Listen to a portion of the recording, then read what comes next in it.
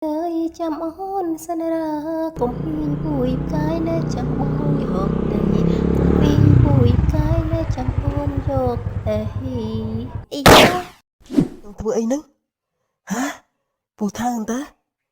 នេះនាងយកពូថៅមកធ្វើអីយកមកសម្រាប់ឯងនឹងហើយងាប់តែនាងក៏បានយកពូថៅលោកស្រីឈប់សិនជ្រុះថងប្រាក់ហើយចានាងតែងឆាប់ទៅយកទៅព្រោះយើងនេះមិនចង់ឆ្លងមេរោគទេវើយមិនដឹងជាដៃកាន់អីមកទេគួរឲ្យខ្ពើមណាស់ចាលោកស្រីជីអើនាងនេះមើលវាធ្វើយើងខំតែស៊ូវាបែរតែមុជទឹកធ្វើប្រងើយចំមេនាងនេះ សូមជូនរឿងក្រមុំពុទ្ធហោនិពន្ធនិងផលិតដោយកញ្ញាសុខានាកប្រុសគិតចង់ទៅណាថ្ងៃនេះតែងខ្លួនស្អាតដល់ហើយសង្ហាទៀតអូបងតែងគឺខ្ញុំចង់ទៅដើរលេងនៅជិតនឹងណាព្រោះទេសភាពនៅទីនេះស្អាតណាស់បងតែងហើយចុះឯណាអ្នកម៉ាក់គាត់ដល់ណាបាត់ហើយបងតែងអូលោកស្ថេនីគាត់ចាញ់ទៅខាងក្រៅហើយអ្នកប្រុសមានការអីដែរទៅបើមានការអីប្រាប់ខ្ញុំបានណាអ្នកប្រុសលោកស្រីផ្ដាំផ្ញើឲ្យខ្ញុំមើលថែអ្នកប្រុសឲ្យបានល្អអូមិនអីទេបងតែងខ្ញុំមើលថែខ្លួនអញបានបងតែងទៅធ្វើវិជាអង្គុយគិតនឹកដល់ពីក្មេង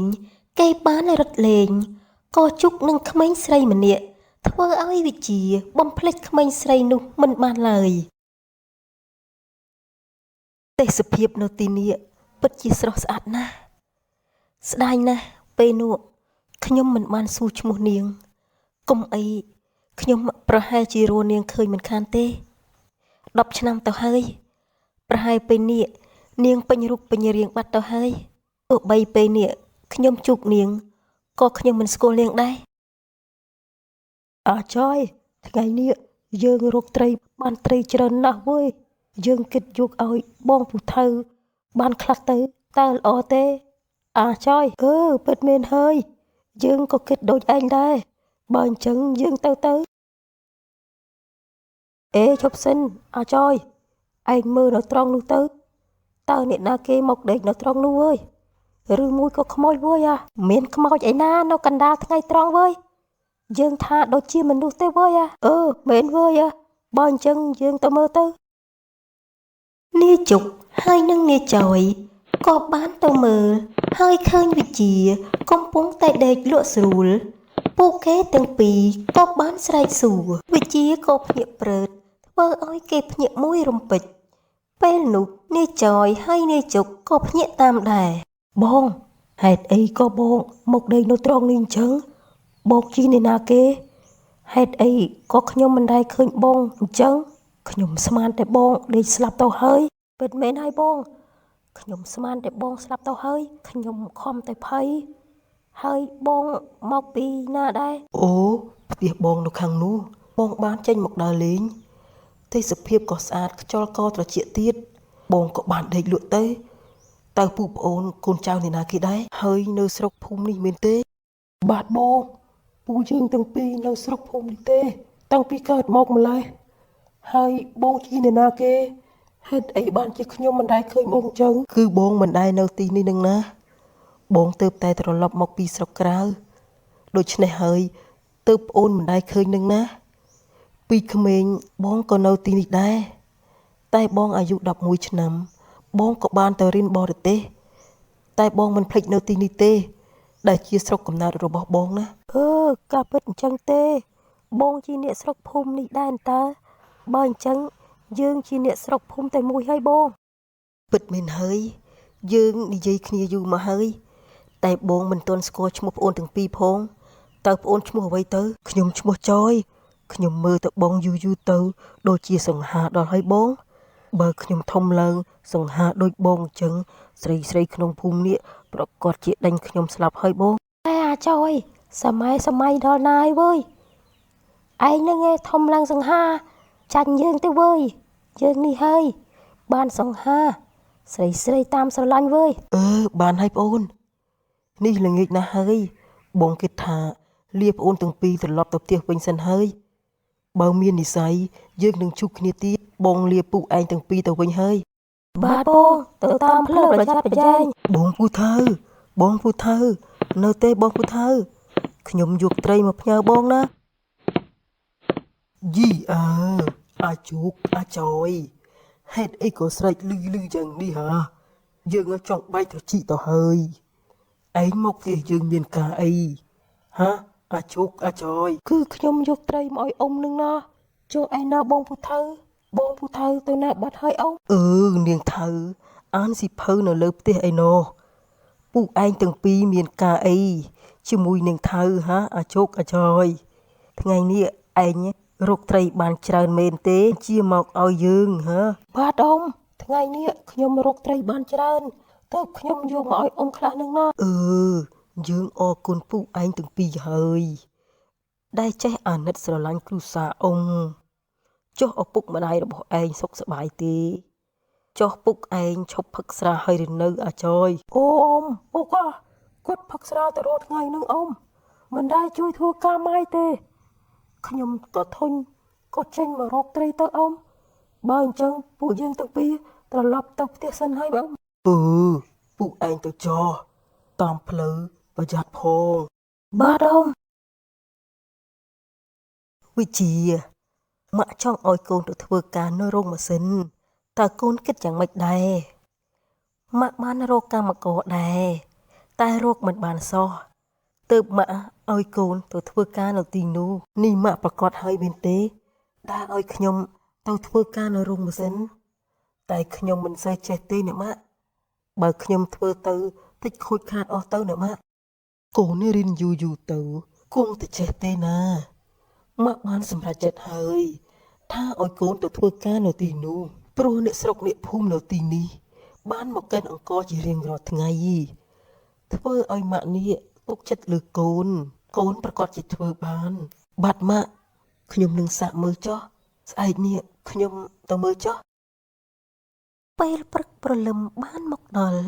វិជាក៏បានជិះម៉ូតូទៅរោងម៉ាស៊ីនដើម្បីមើលការខុសត្រូវជំនួសនាម៉ាក់របស់គេតែចៃដន្យនៅតាមផ្លូវគេក៏បានជួបនឹងពូថៅកំពុងដើរលំហែវាលអើយវាលធំស្ងើយបែកគុំមិនណែកំពីងពួយផ្កាបងអើយចាំអូនសន្យា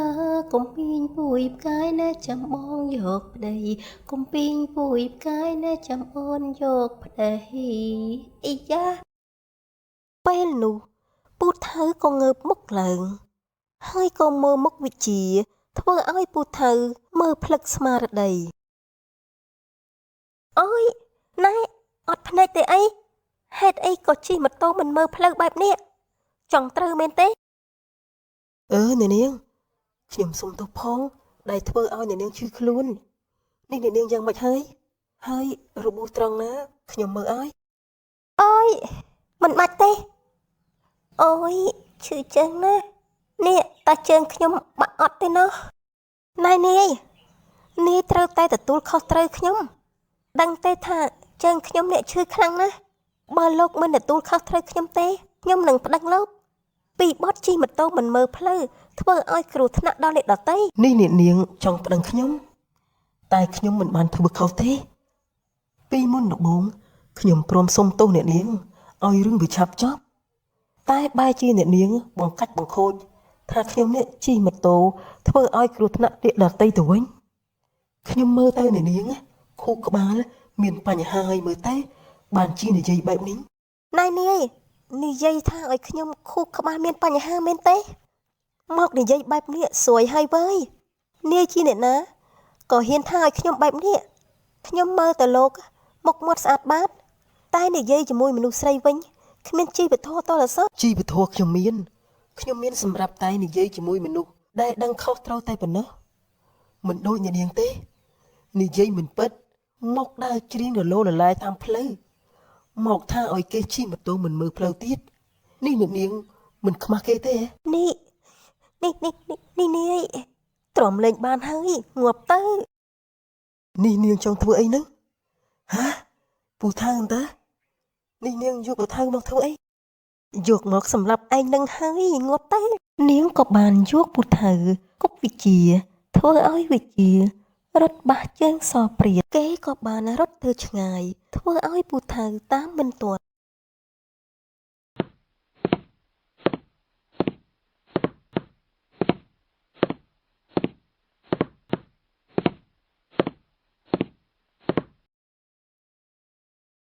ត្រឡប់មកវិញហើយនឹងទៅ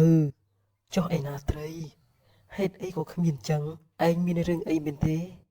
យើងមើលទៅមុខឯងមិនសូវសប្បាយចិត្តសោះថ្ងៃនេះ គ្មានត្រីគ្មានអីទេម៉ែ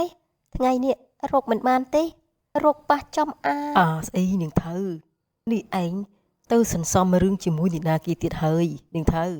ឆាប់តាប់យើងមក គឺខ្ញុំរកត្រីមិនបាននឹងណាទៅខ្ញុំមូម៉ៅខ្ញុំទៅមុជទឹកសិនហើយម៉ែ ជីនាងនេះមើលវាធ្វើយើងខំតែស៊ូវាបែរតែមុជទឹកធ្វើប្រងើយចំមេនាងនេះ នៅផ្ទះលោកសថីនី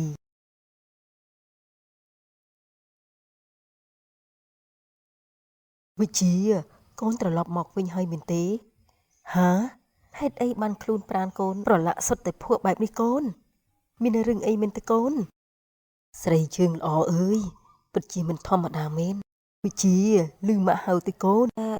បាទម៉ាក់ ម៉ាក់គ្មានអីទេកូនមិនប្រយ័ត្នក៏ជិះម៉ូតូធ្លាក់ប្រឡាយទឹកបានជាប្រឡាក់បែបនេះម៉ាក់នេះកូនពិតជាមិនអីមែនណាបើអញ្ចឹងកូនទៅមុជទឹកទៅ បាទម៉ាក់ បើអញ្ចឹងខ្ញុំទៅមុជទឹកសិនហើយ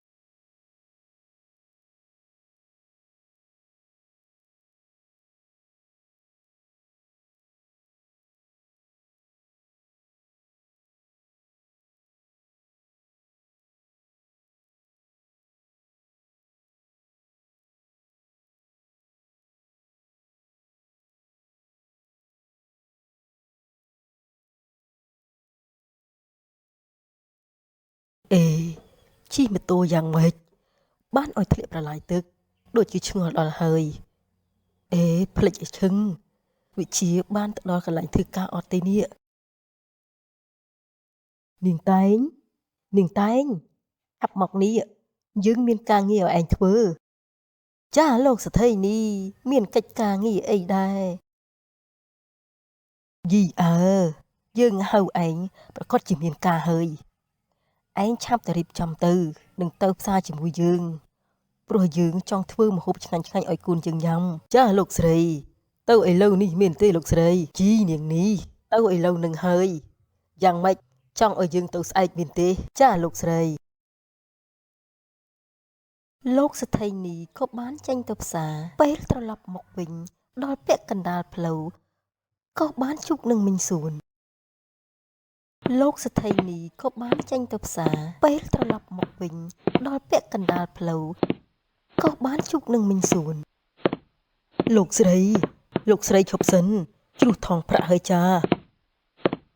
នាងតែងឆាប់ទៅយកទៅ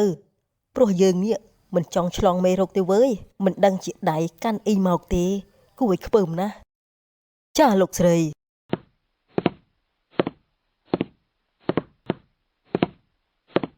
អរគុណហើយមីងដែលជួយប្រាប់នេះមីងលក់នំសមមែនទេមើលទៅទំនួងណាស់មីង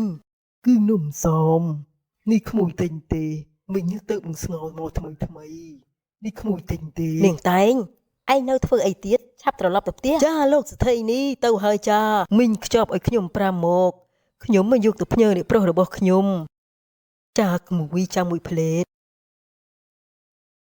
ពួកគេទាំងពីរនាក់ក៏បានត្រឡប់ទៅផ្ទះវិញចំណែកលោកសថីនីមិនសូវសប្បាយចិត្តទេ ជីនេះមានពិតជារើសអើងមែនសូម្បីតែមនុស្សដូចគ្នាសោះ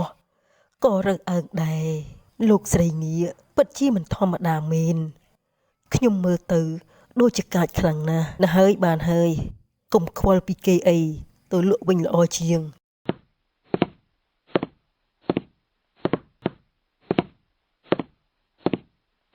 បងពូថៅថ្ងៃនេះបងមិនទៅលក់នំទេអីពិតមែនហើយបង អត់ទេវើយថ្ងៃនេះពុកម៉ែយើងប្រើយើងឲ្យទៅកិនស្រូវព្រោះយើងនេះអស់អង្គដាំបាយហើយវើយពួកឯងទាំងពីរទៅជាមួយយើងទេ ប្រកាសជាទៅហើយបងទៅណាក៏ខ្ញុំទៅដែរ ល្អហើយបើអញ្ចឹងយើងទៅព្រោះថ្ងៃត្រង់ហើយ បាទបង ពួកគេទាំង3នាក់ក៏បានចេញទៅនៅពេលរសៀលបន្តិច